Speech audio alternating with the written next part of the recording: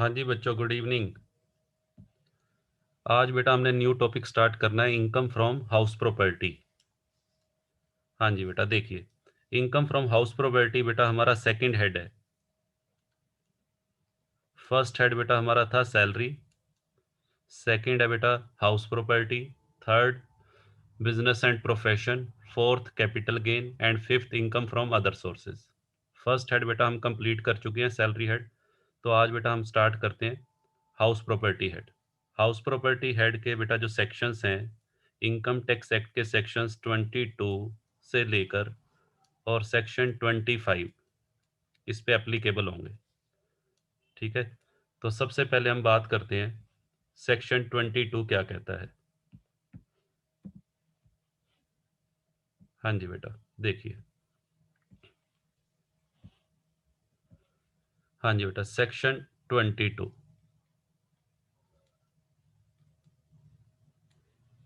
Section 22 में बेटा तीन बातें कही गई है। सबसे पहली बात, हाउस प्रॉपर्टी हेड में जो टैक्स लगेगा वो बेटा बिल्डिंग्स पे, बिल्डिंग से होने वाली इनकम और बिल्डिंग के साथ जो बेटा लैंड अटैच्ड हो। ठीक है जी। अब यहाँ पे ध्यान से सुनिएगा, बिल्डिंग बेटा कॉमर्शियल भी हो सकती है और रेजिडेंशियल भी। जिस बिल्डिंग की हम बात कर रहे हैं वो रेजिडेंशियल बिल्डिंग भी हो सकती है और कॉमर्शियल भी। और बिल्डिंग के साथ बेटा जो लैंड अटैच्ड है, ठीक है जी, जैसे नीचे मैंने इमेज दिखाई हुई है, इस इमेज में बिल्डिंग है और बिल्डिंग के साथ बेटा ये साथ में मैंने लैंड दिखाई हुई है। अब यहाँ पे जो लैंड है वो किस फॉर्म में हो सकती है? लैंड बेटा कोई गार्डन की फॉर्म में हो सकती है। ठीक है जी, अक्सर हम घर में एक गार्डन बना लेते हैं, या फिर कोई किचन गार्डन, कोई सब्जियां वगैरह उगाने के लिए किचन गार्डन हो सकता है। हाँ जी बेटा, या खेलने के लिए प्लेग्राउंड, या बेटा व्हीकल खड़े करने के लिए पार्किंग हो सकती है। ठीक है बेटा, या कोर्ट यार्ड, कोर्ट यार्ड होता है आंगन। तो लैंड बेटा किसी भी फॉर्म में हो सकती है। ठीक है, बट कंडीशन ये है कि वो लैंड बिल्डिंग के साथ अटैच होनी चाहिए। अगर लैंड और बिल्डिंग अटैच होंगे तो दोनों की इनकम, बिल्डिंग और लैंड बेटा दोनों की इनकम कौन से हेड में आएगी? हाउस प्रॉपर्टी हेड में। बट अगर मान लीजिए बिल्डिंग अलग है, हाँ जी बेटा, सपोज कीजिए बिल्डिंग अलग है और लैंड बेटा अलग है, ये बिल्डिंग है और ये लैंड है और दोनों अलग अलग प्लेस पे हैं, तो उस केस में आपको क्या करना है? उस केस में हाउस प्रॉपर्टी हेड में बेटा सिर्फ बिल्डिंग की इनकम आएगी, ये तो हाउस प्रॉपर्टी हेड में जाएगी। बट जमीन की इनकम, जो खाली जमीन है, खाली जमीन की इनकम बेटा दो हेड में जा सकती है। बिजनेस एंड प्रोफेशन हेड में भी बेटा टैक्सेबल हो सकती है और अदर सोर्सेज हेड में। यदि खाली जमीन जो पड़ी है वो जमीन किराए पर देना आपका बिजनेस है, हाँ जी बेटा, यदि जमीन किराए पर देने का आपका बिजनेस है तो बिजनेस एंड प्रोफेशन हेड में टैक्सेबल होगा। और यदि खाली जमीन किराए पर जो आपने दी है वो आपका बिजनेस नहीं है, बट आपने एक आधी बार वैसे ही किसी को दी है, तो वो अदर सोर्सेज हेड में टैक्सेबल होगा। ठीक है जी। अगर आपका बिजनेस है तो बेटा business and profession head, otherwise other sources head में। सपोज कीजिए मैंने बेटा एक प्लॉट खरीदा था अपना मकान बनाने के लिए। मैं उस प्लॉट पे अपना नया मकान बनाना चाहता हूँ। ठीक है, बट अभी मेरे पास प्लॉट पे बेटा मकान बनाने के पैसे नहीं है। ठीक है, तो मैंने क्या किया, वो प्लॉट किसी को किराए पर दे दिया। मान लीजिए मेरे उस प्लॉट पे कोई सर्कस लगाना चाहता है, कोई सर्कस वाले आ गए, उनको उस प्लॉट की ज़रूरत है और मैंने प्लॉट वो बेटा रेंट पे दे दिया सर्कस लगाने के लिए और उनसे किराया ले लिया। ठीक है, तो वो अदर सोर्सेज हेड में आएगा। ठीक है जी, क्योंकि प्लॉट किराए पर देने का मेरा बिजनेस नहीं है, तो ये अदर सोर्सेज हेड में।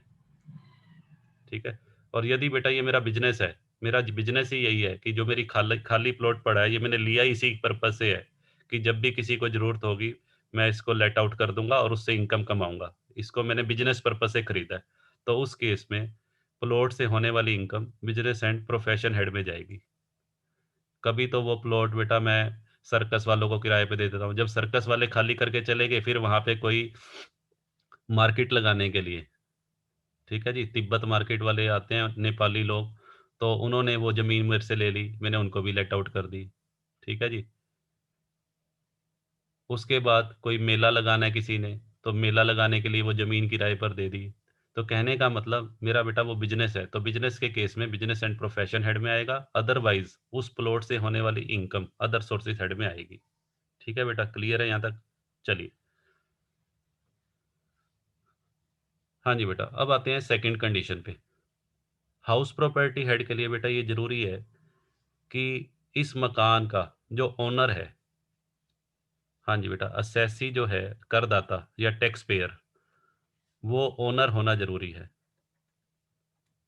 अगर बेटा कोई व्यक्ति जो हाउस प्रॉपर्टी हेड की इनकम पे टैक्स देगा, हाँ जी बेटा, जो भी व्यक्ति हाउस प्रॉपर्टी हेड की इनकम पे टैक्स देगा, वो हाउस प्रॉपर्टी का क्या होना ज़रूरी है? ओनर। अगर कोई व्यक्ति हाउस प्रॉपर्टी का ओनर नहीं है, तो वो इनकम बेटा कभी भी हाउस प्रॉपर्टी हेड में टैक्सेबल नहीं होगी। ठीक है? मान लीजिए मैंने कोई संपत्ति किराए पर लेके आगे किराए पर दे दी। मैंने कोई संपत्ति बेटा किसी से किराए पे ली है, ठीक है? किसी से 10,000 रुपए किराए पे लेके आगे किसी और को दे दी 12,000 किराए पे। तो मैं बेटा यहाँ पे 2,000 रुपए कमा रहा हूँ। तो ये 2,000 रुपए बेटा जो मैं कमा रहा हूँ पर मंथ, साल के बेटा 24,000 रुपए हो गए। ये मेरी हाउस प्रॉपर्टी हेड की इनकम नहीं है, क्योंकि जो मकान मैंने किराए पर दिया है उसका मैं ओनर नहीं हूँ। वो मकान तो मैंने किराए पे लेके आगे किराए पे दिया हुआ है। ठीक है जी? तो हाउस प्रॉपर्टी हेड के लिए क्या ज़रूरी है? हाउस प्रॉपर्टी हेड के लिए ओनरशिप ज़रूरी है। ठीक है जी? असेसी उस मकान का ओनर होना चाहिए जिस मकान से उसको इनकम प्राप्त हो रही है। अब ओनरशिप ओनरशिप के लिए बेटा एक हमारा सेक्शन आएगा आगे, सेक्शन 27।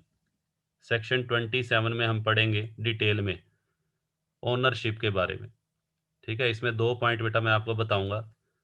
एक होता है रियल ओनर, एक बेटा होता है डीम्ड ओनर। ये दोनों पॉइंट हम सेक्शन 27 में बेटा कवर करेंगे। ठीक है जी? अभी मैं इसकी बात नहीं कर रहा, आगे बेटा इसको डिस्कस करेंगे। चलिए, तीसरी बात, हाउस प्रॉपर्टी हेड के लिए बेटा क्या ज़रूरी है? हाउस प्रॉपर्टी हेड के लिए ये ज़रूरी है कि जो मकान संपत्ति, जिस मकान संपत्ति की या जिस हाउस प्रॉपर्टी की इनकम पे हमने टैक्स लगाना है, वो किस पर्पज़ के लिए यूज़ हो रही हो। हाँ जी बेटा, सुनिए ध्यान से। यदि कोई हाउस प्रॉपर्टी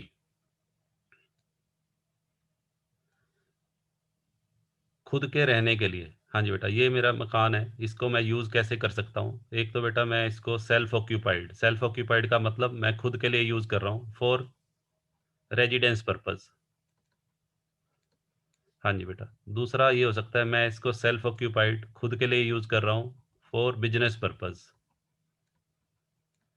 तीसरा बेटा हो सकता है मैंने इसको लेट आउट कर दिया हो। लेट आउट का मतलब किराए पर दे दिया हो। किस पर्पज़ के लिए? रेजिडेंस पर्पज़ के लिए। और चौथा बेटा ये भी हो सकता है मैंने इसको किराए पर दे दिया हो। किस पर्पज़ के लिए? बिज़नेस पर्पज़ के लिए। अब ध्यान से सुनिएगा, यदि कोई मकान जो सेल्फ ऑक्यूपाइड है, सेल्फ ऑक्यूपाइड का मतलब होता है कि आप उसको अपने लिए यूज़ कर रहे हैं। मकान का जो मालिक है, वो उसको बेटा खुद यूज़ कर रहा है और किस पर्पज़ के लिए? रहने के लिए। ये जो फर्स्ट सिचुएशन है, इसका हाउस प्रॉपर्टी हेड में ट्रीटमेंट होगा।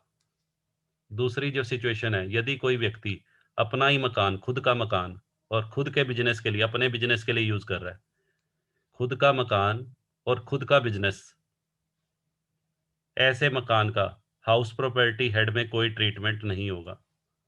तीसरी बात, ऐसा मकान जो किराए पर दिया हुआ है, यदि किसी व्यक्ति के पास कोई मकान है और वो किराए पर देता है, तो चाहे वो मकान किस पर्पज़ के लिए किराए पे दिया गया हो, रहने के लिए, चाहे बिज़नेस के लिए, दोनों ही केस में उसका ट्रीटमेंट हाउस प्रॉपर्टी हेड में होगा।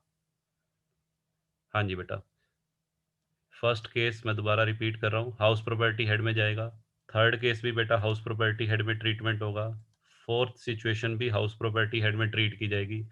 बट यदि कोई मकान जो खुद का है और खुद के बिजनेस के लिए हम उसको यूज़ कर रहे हैं, ये हाउस प्रॉपर्टी हेड में इसका ट्रीटमेंट नहीं होगा। ठीक है जी? तो इसका ट्रीटमेंट फिर कौन से हेड में होगा? इसका ट्रीटमेंट बेटा बिज़नेस एंड प्रोफ़ेशन हेड में। ऐसे मकान का ट्रीटमेंट कौन से हेड में होगा? हाँ जी बेटा, इसका ट्रीटमेंट हम करेंगे बिज़नेस एंड प्रोफ़ेशन हेड में। तो ये बेटा नीचे कंडीशन लिखवाई हुई है। हाउस प्रॉपर्टी हेड के लिए क्या ज़रूरी है?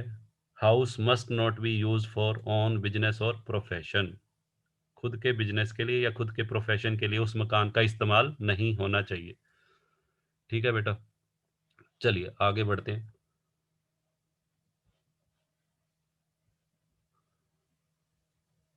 हाँ जी बेटा, अब हम बेटा करेंगे हाउस प्रॉपर्टी से रिलेटेड कुछ एक जनरल पॉइंट्स। जैसे बेटा सैलरी हेड में कुछ एक इम्पोर्टेंट पॉइंट्स या जनरल पॉइंट्स हमने किए थे, ठीक वैसे ही हम बेटा हाउस प्रॉपर्टी के जनरल पॉइंट्स करेंगे। हाँ जी बेटा, देखिए, कुछ सिचुएशन ऐसी भी हैं बेटा, जब हाउस प्रॉपर्टी की इनकम हाउस प्रॉपर्टी हेड में ना जाकर टैक्सेबल ना होके किसी दूसरे हेड में बेटा टैक्सेबल होगी। ऐसी कौन-कौन सी सिचुएशंस हैं जब हाउस प्रॉपर्टी की इनकम हाउस प्रॉपर्टी हेड में टैक्सेबल ना हो बल्कि किसी दूसरे हेड में टैक्सेबल हो? वो हमने स्टडी करनी है। तो सबसे पहला बेटा क्या लिखा हुआ है? Building let out to carry business efficiently and smoothly. हाँ जी बेटा, देखिए इसको हम एक एग्ज़ाम्पल से समझते हैं। जैसे सपोज़ कीजिए, हाँ जी बेटा, एक असेसी है, असेसी मैंने कंपनी को ले लिया। वैसे बेटा असेसी कोई भी हो सकता है, इंडिविजुअल भी हो सकता है, फर्म भी हो सकती है, एचयूएफ भी हो सकता है। तो यहाँ मैंने एग्ज़ाम्पल के तौर पे असेसी किसको लिया है? एक कंपनी को। हाँ जी बेटा, एक कंपनी है, उस कंपनी के अंदर बेटा बहुत सारे एम्प्लॉइज़ काम करते हैं। सपोज़ कीजिए उस कंपनी के अंदर 100 एम्प्लॉइज़ का स्टाफ है। हाँ जी बेटा, और कंपनी ने क्या किया हुआ है? कंपनी ने अपने 100 एम्प्लॉइज़ को, सभी को, अपने स्टाफ के जितने भी सदस्य हैं, सभी को क्वार्टर दिए हुए हैं रहने के लिए। हाँ जी बेटा, कंपनी ने अपने स्टाफ के सभी मेंबर्स को क्या दिए हुए हैं रहने के लिए? क्वार्टर्स, ठीक है? और कंपनी जितने भी एम्प्लॉइज़ हैं, जितने भी स्टाफ मेंबर्स हैं, उनसे उन क्वार्टर्स का किराया भी लेती है, ठीक है? सपोज़ कीजिए 100 का स्टाफ है और कंपनी हर एक एम्प्लॉयी से मान लेते हैं ₹2000 किराया लेती है, सपोज़ कीजिए, ठीक है? तो कंपनी को बेटा कितने की अर्निंग हो गई? 2 लाख की, ठीक है जी? कंपनी को बेटा 2 लाख की अर्निंग है। अब क्वेश्चन अराइज़ ये होता है कि ये 2 लाख रुपए की अर्निंग जो कंपनी को किराए की हुई है, किससे हुई है? ये स्टाफ क्वार्टर से, कर्मचारियों से। ये इनकम कौन से हेड में जाएगी? हाँ जी बेटा, ये इनकम बेटा जाएगी, सुनिएगा ध्यान से, बिज़नेस एंड प्रोफ़ेशन हेड में।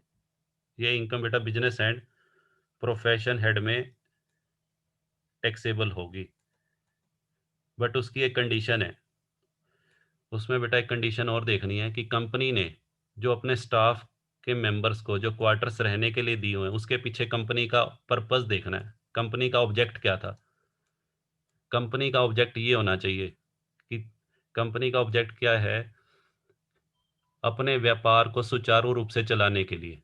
कंपनी ने जो स्टाफ के एम्प्लॉइज़ को ये क्वार्टर रहने के लिए दिए हैं, उसके पीछे पर्पस क्या होना चाहिए?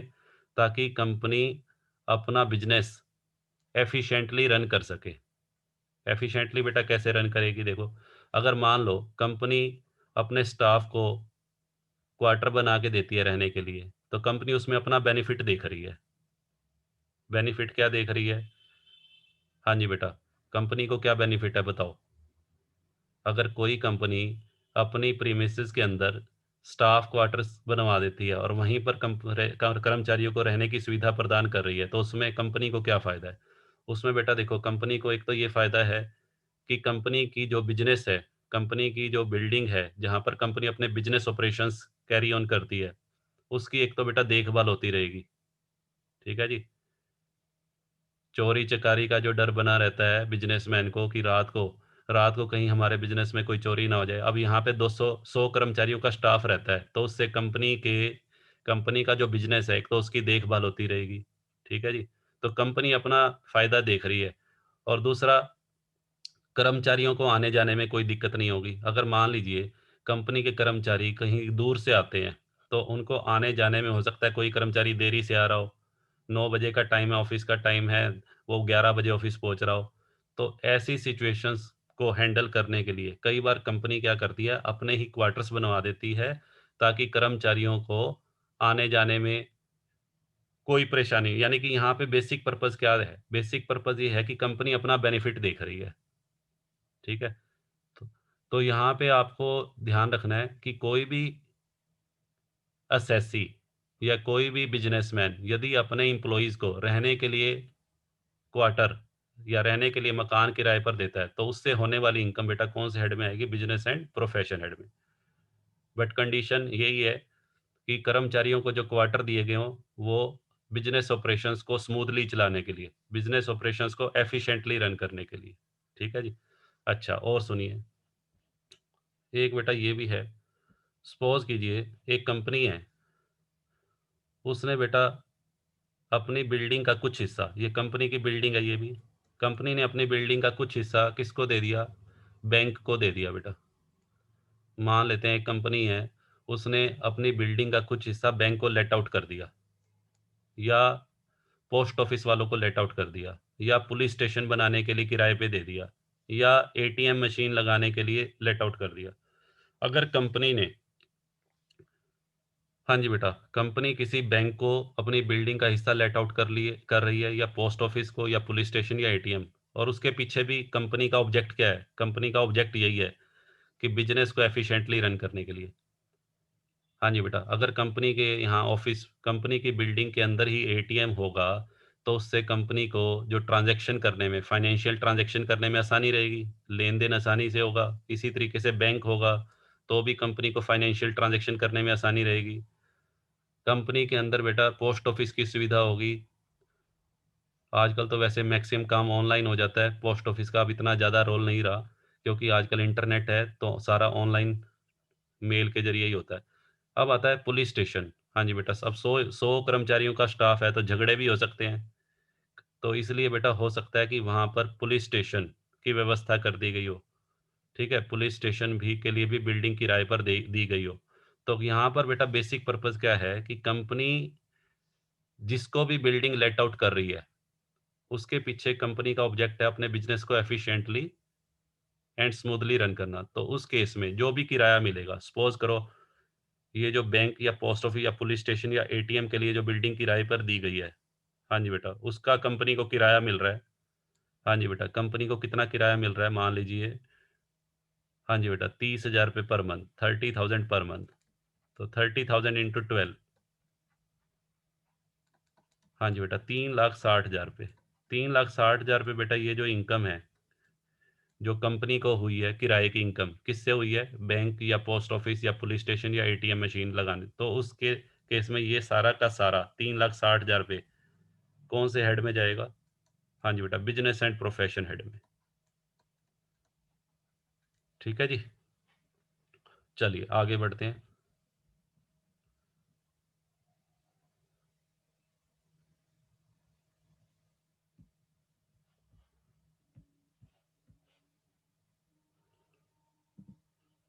हाँ जी बेटा, नेक्स्ट पॉइंट है कंपोज़िट लेटिंग। कंपोज़िट लेटिंग, लेटिंग होता है बेटा किराए पर देना, संयुक्त किराया। कंपोज़िट का मतलब है संयुक्त किराया। ठीक है जी? Composite letting of building with other assets, that is to say hotel, cinema hall etcetera. हाँ जी बेटा, ध्यान से सुनिएगा। यदि किसी करदाता ने, यदि कोई असेसी है, उसने अपनी बिल्डिंग लेट आउट की है विद अदर एसेट्स, हाँ जी बेटा, बिल्डिंग के साथ-साथ बाकी संपत्तियाँ भी किराए पर दी गई हैं और सभी का संयुक्त किराया लिया है। बिल्डिंग और बाकी संपत्तियों का किराया इकट्ठा लिया है।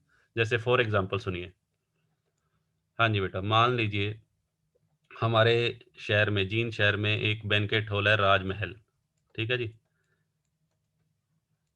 ठीक है जी? राजमहल एक बैंक्वेट हॉल है। अब राजमहल में आपको मान लीजिए कोई प्रोग्राम करना है। सपोज़ कीजिए राजमहल के अंदर आपको एक मैरिज का प्रोग्राम ऑर्गेनाइज़ करना है। अपना खुद का मैरिज हो सकता है या आपके घर का किसी फैमिली मेंबर का हो सकता है, ठीक है? तो उसने आपने वहाँ पे आपने राजमहल होटल बुक कर लिया। अब राजमहल का होटल जो है वो आपको, राजमहल होटल का जो ओनर है वो आपको क्या-क्या सुविधाएँ देगा? हाँ जी बेटा, एक तो वो बिल्डिंग की फैसिलिटी देगा, ठीक है जी। बिल्डिंग के साथ वो कह रहा है कि मैं साथ में आपको चेयर्स भी दूँगा, फर्नीचर भी दूँगा। बिल्डिंग के साथ बेटा वो आपको किस चीज़ की सुविधा दे रहा है? फर्नीचर की सुविधा दे रहा है। अच्छा, साथ में वो कहता है जी मैं आपको क्रॉकरी भी दूँगा। प्रोग्राम के अंदर जो क्रॉकरी यूज़ होगी वो भी मैं ही दूँगा। साथ में कहता है कि जी जो भी ये आपके गैस के सिलेंडर होंगे, गैस, इलेक्ट्रिसिटी, वाटर, ये फैसिलिटी भी मैं ही दूँगा। कहने का मतलब हाँ जी बेटा, राजमहल जो होटल है या राजमहल बैंक्वेट हॉल का जो ओनर है, वो आपको क्या-क्या सुविधाएँ दे रहा है। बिल्डिंग की सुविधा दे रहा है, फर्नीचर की दे रहा है, क्रॉकरी, गैस, इलेक्ट्रिसिटी, वाटर और साथ में कहता है जी मैं एसी की फैसिलिटी, एसी वगैरह भी दूँगा। एसी किसमें आएँगे? प्लांट एंड मशीनरी की फैसिलिटी भी वो दे रहा है। साथ में वो कहता है जी जो हलवाई वगैरह आएँगे उसको मैं दाल पीसने के लिए दाल की मशीन वो पीसने की मशीनें भी दूँगा, मिक्सचर, जूसर, मिक्सचर जो भी चाहिए, वो भी देगा। ठीक है जी। साथ में वो फ़ैन, एसी ये सब कुछ प्रोवाइड कर रहा है। तो कहने का मतलब यहाँ पर बिल्डिंग के साथ-साथ बाकी सुविधाएँ भी दी जा रही हैं और इन सब सुविधाओं के लिए राजमहल होटल का जो ओनर है वो किराया माँग रहा है आपसे। हाँ जी बेटा, 1 दिन का प्रोग्राम है, मान लेते हैं वो कहता है जी मैं 2 लाख रुपए किराया लूँगा।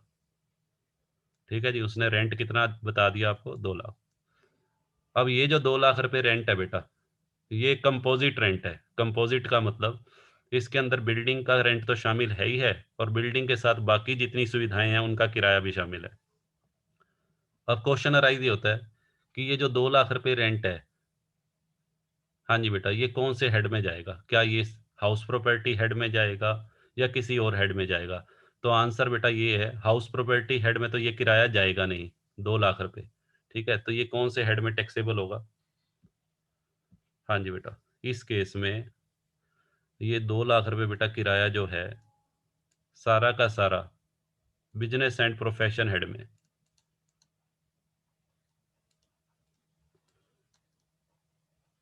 हाँ जी बेटा, ये सारा का सारा 2 लाख रुपए बिज़नेस एंड प्रोफ़ेशन हेड की इनकम ट्रीट की जाएगी। ठीक है जी? ये बेटा ध्यान रखना है। चलिए आगे बढ़ते हैं।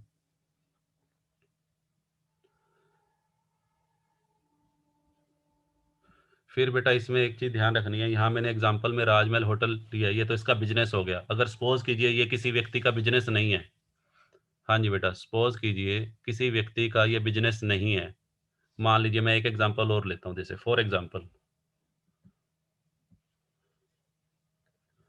हाँ जी बेटा, ये बेटा कोई एसएससी है, मिस्टर एक्स, इसका बेटा ये मकान पड़ा है खाली। ठीक है जी? मिस्टर एक्स का एक मकान है जो फर्निश्ड है, फर्निश्ड हाँ जी बेटा, फर्निश्ड हाउस है और बेटा ये खाली पड़ा है, वैकेंट पड़ा है उसका। ठीक है जी? और मिस्टर वाई, ये मिस्टर वाई है। ठीक है जी? ये उसका नेबर है, पड़ोसी है। हाँ जी बेटा, मिस्टर एक्स का नेबर कौन है? Mister Y. मिस्टर एक्स के 2 मकान हैं, एक मकान में तो ये रहता है, दूसरा मकान उसका खाली पड़ा है और जो मकान खाली पड़ा है, उसके बगल में एक पड़ोसी रहता है वाई। ठीक है जी? अब वाई के घर पे बेटा कोई फंक्शन है, वाई के घर पे कोई फंक्शन है, मैरिज फंक्शन कह लो और उसके लिए गेस्ट आने हैं उसके घर पे और गेस्ट आने हैं और उसको अपने गेस्ट के लिए हाँ जी बेटा, गेस्ट के लिए उसको अरेंजमेंट करना है रहने का। तो उसने एक्स से रिक्वेस्ट की, मिस्टर वाई ने किसको रिक्वेस्ट की? मिस्टर एक्स को कि आपका जो मकान खाली पड़ा है, 2 दिन के लिए मुझे चाहिए और मिस्टर एक्स ने वाई की रिक्वेस्ट एक्सेप्ट कर ली। बट मिस्टर एक्स कहता है जी मैं इसका किराया लूँगा। ठीक है जी, 2 दिन के लिए आपका मकान तो मैं दे देता हूँ, बट 2 दिन का मैं किराया लूँगा। ठीक है जी? और कितना किराया माँगा इसने? मान लेते हैं इसने 2 दिन के 5,000 रुपए माँग लिए। ठीक है? और वाई ने वो किराया दे दिया एक्स को। अब यहाँ पे जो 5,000 रुपए किराया मिला मिस्टर एक्स को, ध्यान से सुनिएगा, ये अदर सोर्सेज़ हेड में आएगा। क्यों आएगा अदर सोर्सेज़ हेड में? क्योंकि बेटा यहाँ पर मिस्टर एक्स का मकान किराए पर देने का बिज़नेस नहीं है। ये तो उसने वैसे पड़ोसी होने के नाते मिस्टर वाई ने मकान माँगा था। ठीक है, और उसने रेंट पे दे दिया उसको 2 दिन के लिए। बट ये उसका बिज़नेस थोड़ी है। अगर बिज़नेस हो, फिर तो बिज़नेस एंड प्रोफ़ेशन हेड में आएगा, अदरवाइज़ अदर सोर्सेज़ में। ठीक है बेटा, क्लियर है यहाँ तक? चलिए आगे बढ़ते हैं।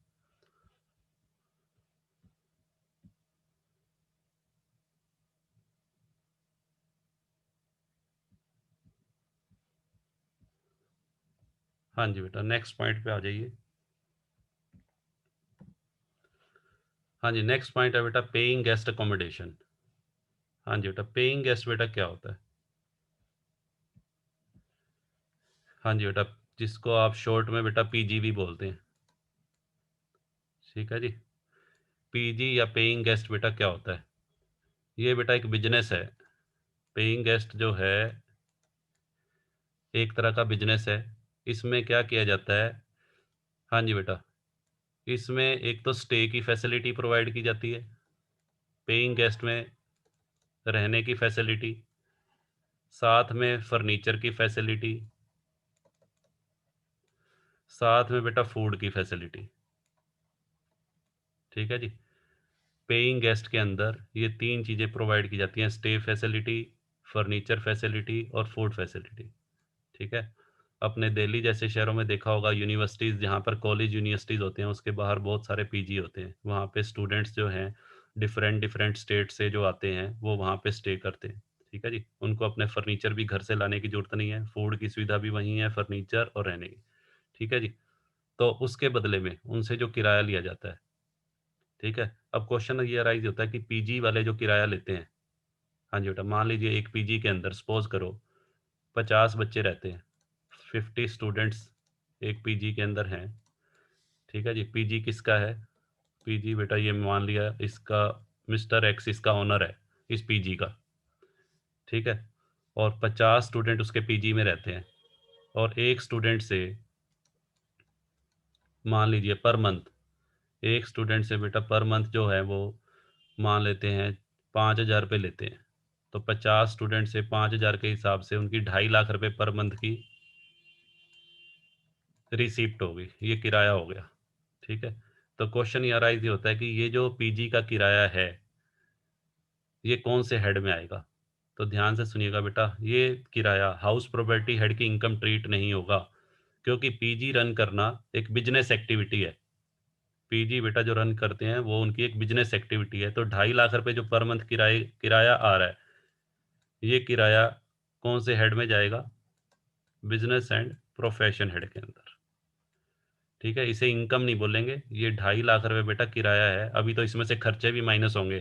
पीजी वालों के खर्चे भी तो होते हैं ना, ये तो 2.5 लाख रुपए की कलेक्शन हुई है। इसको बिज़नेस एंड प्रोफ़ेशन हेड की इनकम नहीं बोलेंगे अभी।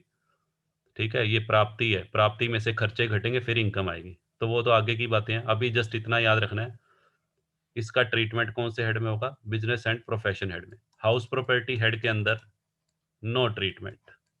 ठीक है जी? क्लियर है बेटा? चलिए आगे बढ़ते हैं।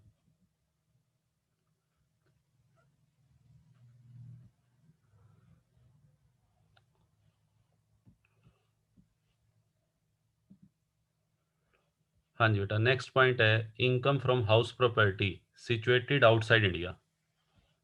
हाँ जी बेटा, ध्यान से सुनिएगा। मान लीजिए, हाँ जी बेटा, ये कोई असेसी है मिस्टर एक्स, इसका बेटा मकान है यूएसए में। मिस्टर एक्स का एक प्रॉपर्टी का ओनर है, कौन से कंट्री में उसकी प्रॉपर्टी है? यूएसए में। ठीक है जी। और मिस्टर एक्स ने ये यूएसए की जो प्रॉपर्टी है बेटा, ये किराए पे दे रखी है, लेट आउट कर रखी है, और वहां से इसके पास किराया आता है। हाँ जी बेटा, मिस्टर एक्स को साल में रेंट रिसीव जो उसको होता है बेटा, मान लेते हैं किराए की इनकम 5 लाख रुपए। ठीक है जी। 5 लाख रुपए, कुछ भी एज्यूम कर लो बेटा फिगर। तो रेंट जो है 5 लाख रुपीज इसके पास आता है। अब क्वेश्चन अराइज ये होता है कि ये 5 लाख रुपए किराया क्या मिस्टर एक्स की कौन से हेड की इनकम माना जाएगा? सबसे पहली बात, किराया भले ही प्रॉपर्टी इंडियन प्रॉपर्टी से मिला हो या फॉरेन प्रॉपर्टी से मिला हो, वो बेटा हाउस प्रॉपर्टी हेड में आएगा। ठीक है जी। रेंट कौन से हेड की इनकम है? ये हाउस प्रॉपर्टी हेड। अच्छा, दूसरी बात, बट हाँ, वो कंडीशंस फुलफिल होनी चाहिए। कंडीशंस जो बताई थी, कंडीशन क्या थी? ये उस मकान का क्या होना चाहिए? ओनर, और ये मकान खुद के बिजनेस के लिए यूज ना हो रहा हो। ठीक है जी। आपको बताया था यदि खुद के बिजनेस के लिए या खुद के प्रोफेशन के लिए कोई व्यक्ति मकान यूज कर रहा है, तो उसका हाउस प्रॉपर्टी हेड में कोई ट्रीटमेंट नहीं होता। ठीक है, उसका ट्रीटमेंट होता है बिजनेस एंड प्रोफेशन हेड में। तो हम तो ये मान रहे हैं कि मिस्टर एक्स ने यूएसए की प्रॉपर्टी लेट आउट की हुई है, चाहे वो रेजिडेंशियल पर्पज के लिए लेट आउट की हो या कमर्शियल पर्पज के लिए, उससे कोई फर्क नहीं पड़ता। ठीक है जी, किराए पर दे रखी हो किसी भी पर्पज के लिए, तो उसकी इनकम हाउस प्रॉपर्टी हेड में ही आएगी। तो यहाँ बेटा जो 5 लाख रुपए किराया है, ये हाउस प्रॉपर्टी हेड में आएगा। अब क्वेश्चन राइज होता है, इसमें भी बेटा 2-3 सिचुएशन होगी। यहाँ पे हमें मिस्टर एक्स का पहले क्या निकालना पड़ेगा? Residential status. हमने एक टॉपिक किया था, रेजिडेंशियल स्टेटस। ठीक है जी। तो रेजिडेंशियल स्टेटस वाले टॉपिक के नियमों के अनुसार पहले हमें ये देखना पड़ेगा कि वो मिस्टर एक्स जो व्यक्ति है वो ओआर में आता है या एनओआर में आता है, नॉट ऑर्डिनरी रेजिडेंट या नॉन रेजिडेंट। ठीक है जी। और फिर ये देखना पड़ेगा कि यूएसए की जो प्रॉपर्टी है उसकी इनकम कहाँ पर प्राप्त कहाँ पर हो रही है। कमाई तो बेटा यूएसए में है, अर्निंग कहाँ पर हो रही है? देखो क्या क्या केसेस इसमें, एक तो हो सकता अर्निंग तो कहाँ पर हो रही है? यूएसए में। और रिसीव्ड कहाँ पर हो? In India, received directly in India. तो मैंने आपको बताया हुआ है, भले कोई कोई इनकम किसी दूसरे कंट्री में कमाई जा रही हो, बट अगर वो रिसीव्ड इन इंडिया है तो तीनों केस में टैक्सेबल है। ओआर में भी टैक्सेबल होगा, एनओआर और एनआर। अगर मिस्टर एक्स ओआर है तब भी टैक्सेबल है, नॉट ऑर्डिनरी रेजिडेंट होगा तो भी टैक्सेबल है, नॉन रेजिडेंट होगा तो भी टैक्सेबल है। बट मान लीजिए अर्निंग तो यूएसए में हुई, और किराया जो प्राप्त हो रहा है रिसीव्ड, रिसीव्ड भी कहाँ पर हो रहा है? रिसीव्ड भी बेटा यूएसए में हो रहा है। मान लीजिए अर्निंग यूएसए में हो रही है, और मकान का जो किराया है वहीं यूएसए में एक बैंक में जमा हो जाता है, यानी कि प्राप्ति भी यूएसए में है। तो ऐसी सिचुएशन में किराए की इनकम तभी टैक्सेबल होगी जब वो ओआर की कैटेगरी में आएगा मिस्टर एक्स।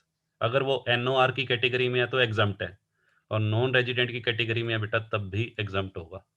ठीक है जी। तो ये प्रोविजंस हमने ऑलरेडी किए हुए हैं रेजिडेंशियल स्टेटस वाले चैप्टर में। हाँ, हेड ध्यान रखना, हेड यही रहेगा, हाउस प्रॉपर्टी हेड। ठीक है जी। चलिए आगे बढ़ते हैं।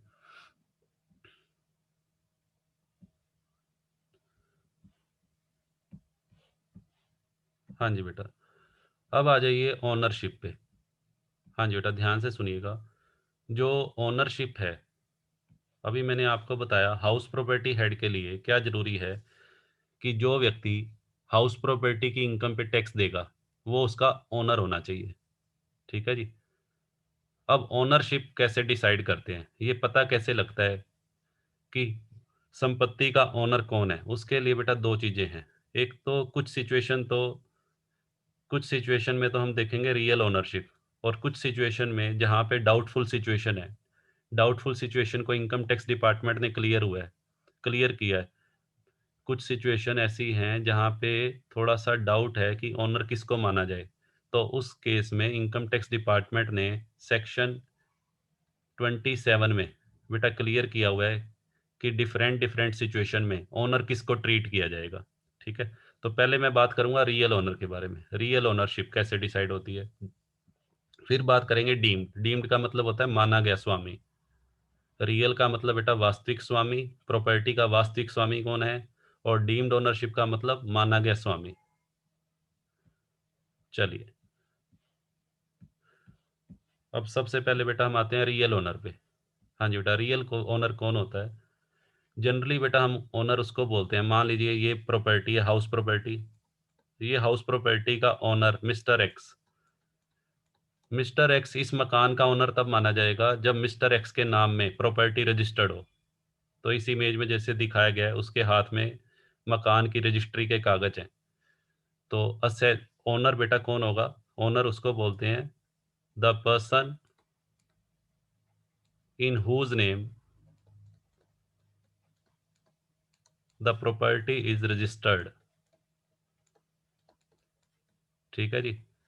अगर कोई प्रॉपर्टी मेरी वाइफ के नाम से रजिस्टर्ड है तो टैक्स भी मेरी वाइफ को ही देना पड़ेगा। अगर कोई प्रॉपर्टी मेरे नाम से रजिस्टर्ड है तो मुझे टैक्स पे करना पड़ेगा। मेरी मदर के नाम से रजिस्टर्ड है तो मेरी मदर को टैक्स पे करना पड़ेगा। ठीक है जी। तो रियल ओनर उसको बोलते हैं जिसके नाम में वो प्रॉपर्टी क्या हो, रजिस्टर्ड हो, पहली बात। ठीक है जी। अच्छा, दूसरी बात, मान लीजिए कोई संपत्ति,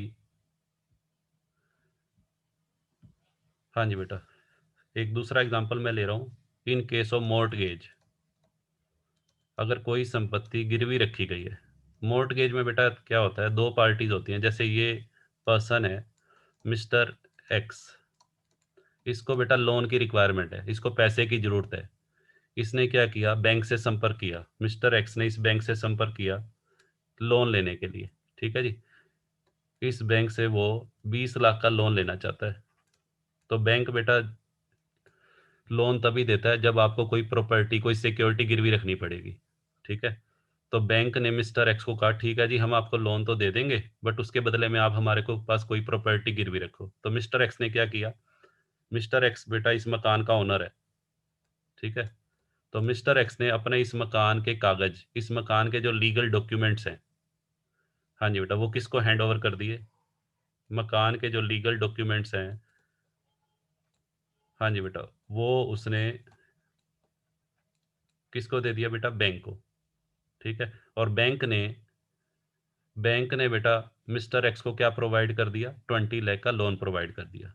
और मान लीजिए ये मकान जिसके लीगल डॉक्यूमेंट बैंक को दिए गए हैं, सपोज कीजिए ये मकान बेटा किसी व्यक्ति को, मिस्टर वाई को किराए पर दिया हुआ है, और इससे किराए की इनकम भी आती है। अब क्वेश्चन अराइज ये होता है कि इस किराए की इनकम पे टैक्स कौन देगा।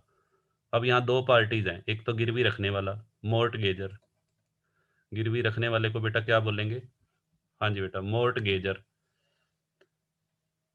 मिस्टर एक्स ने संपत्ति गिरवी रखी है, तो ये तो मोर्टगेजर हो गया। और जिसके पास गिरवी रखी गई है, बैंक, उसको बेटा बोलेंगे मोर्टगेजी। अब देखा जाए तो संपत्ति के जो लीगल डॉक्यूमेंट्स है वो तो बैंक के पास चले गए, बट इनकम टैक्स डिपार्टमेंट इस सिचुएशन में क्या कहता है, इनकम टैक्स डिपार्टमेंट इस सिचुएशन में ओनर किसको मानेगा, मोर्टगेजर को ओनर माने या मोर्टगेजी को। तो आंसर ये है, इनकम टैक्स डिपार्टमेंट मोर्टगेजर को ओनर मानता है। इनकम टैक्स डिपार्टमेंट कहता है भले ही मकान के जो लीगल डॉक्यूमेंट्स हैं वो बैंक के पास हैं, ठीक है, but income tax point of view से किराए की इनकम पे जो टैक्स है वो एक्स ही देगा, एक्स को ही बेटा टैक्स देना पड़ेगा, इसी को ओनर माना जाएगा। ठीक है। तो मोर्टगेजर को ही हम ओनर ट्रीट करेंगे। ठीक है। ये नहीं है कि मकान के कानूनी कागज तो बैंक के पास है तो बैंक ओनर बन गया, नहीं, ऐसा नहीं है। ओनर बेटा इसी को ट्रीट करना है और इसी को टैक्स पे करना पड़ेगा। ठीक है। किराया बेटा भले ही कोई भी प्राप्त करता हो, हमने ये नहीं देखना किराया ले कौन रहा है। इस मकान का किराया चाहे मिस्टर एक्स ले रहा है, चाहे मिस्टर एक्स की वाइफ लेती हो हर महीने किराया, या इसका भाई लेता हो, ये नहीं देखना। हमने तो ये देखना है मकान के किराए की इनकम पे टैक्स देने के लिए लाइबल कौन है, वो मिस्टर एक्स लाइबल होगा। ठीक है जी। इनकम टैक्स डिपार्टमेंट तो मिस्टर एक्स को पकड़ेगा टैक्स के लिए, किराया प्राप्त कोई भी कर रहा हो उससे हमें मतलब नहीं है। चलिए आगे बढ़ते हैं। अब बेटा आ जाओ डीम्ड ओनर। हाँ जी बेटा, अब हम चर्चा कर लेते हैं डीम्ड ओनर। डीम्ड ओनरशिप बेटा क्या होती है, देखिए।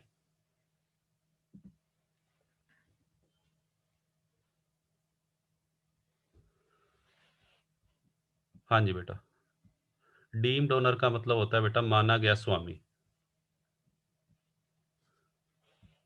डीम्ड ओनर का मतलब क्या होता है बेटा, वो व्यक्ति जो वास्तव में स्वामी नहीं है परंतु इनकम टैक्स डिपार्टमेंट के द्वारा मान लिया गया। ऐसी कौन कौन सी सिचुएशन है, ऐसी बेटा कुछ सिचुएशन है जहां पर ओनरशिप को लेके थोड़े से डाउट्स हैं, तो इनकम टैक्स डिपार्टमेंट ने उन सभी डाउट्स को क्लियर किया हुआ है, भाई अगर ये सिचुएशन है तो ओनर किसको माना जाएगा। तो सबसे पहला केस बेटा देखिए, सबसे पहला केस क्या है, यदि कोई व्यक्ति, जैसे मान लीजिए ये हम ले लेते हैं, ये बेटा कोई पर्सन है मिस्टर एक्स, हाँ जी बेटा, ये इस प्रॉपर्टी का ओनर है। मिस्टर एक्स जो है इस मकान का ओनर है, और मिस्टर एक्स ने बेटा क्या किया, ये मिस्टर एक्स की वाइफ है, हाँ जी बेटा, या ये जो है मिस्टर एक्स का माइनर चाइल्ड है।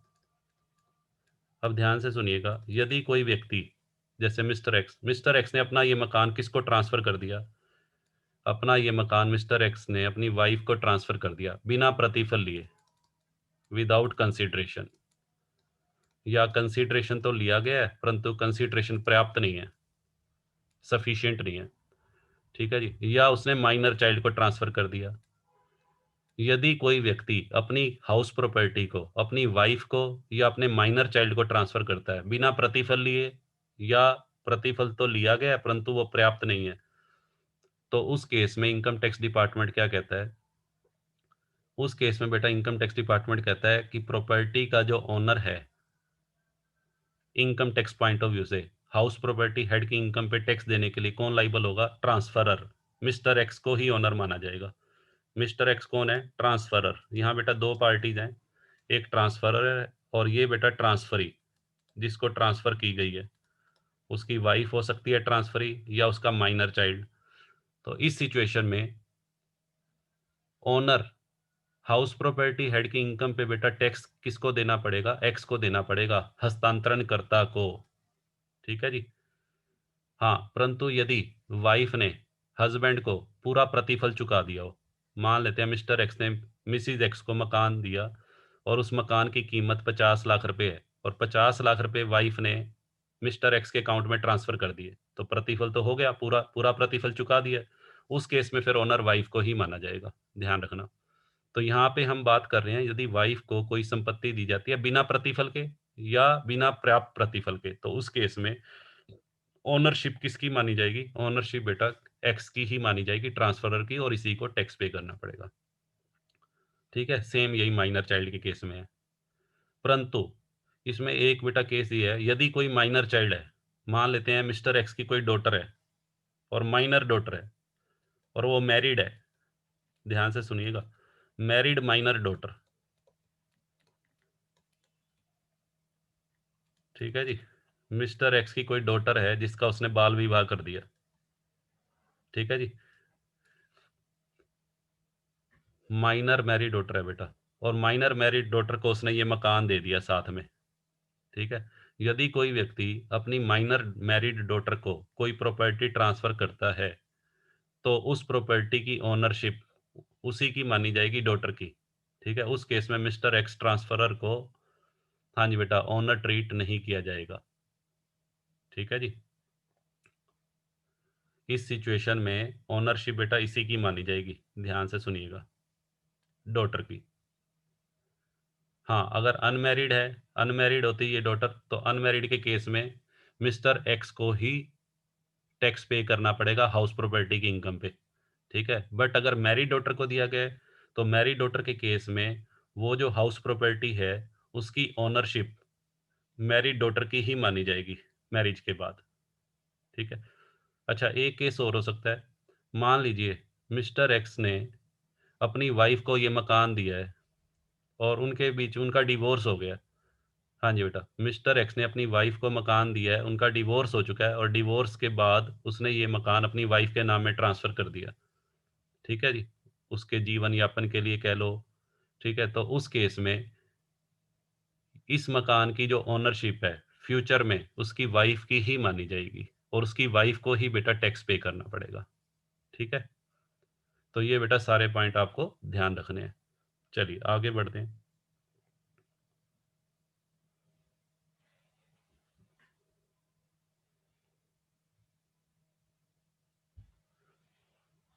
हाँ जी बेटा, आज की क्लास को बेटा यहीं ओवर करते हैं। तो ये डीम्ड ओनरशिप के जो पॉइंट्स हैं ये कल फिर बेटा दोबारा से और आगे कुछ न्यू पॉइंट्स हैं वो डिस्कस कर लेंगे। चलिए, मेरी नेक्स्ट क्लास का टाइम हो गया।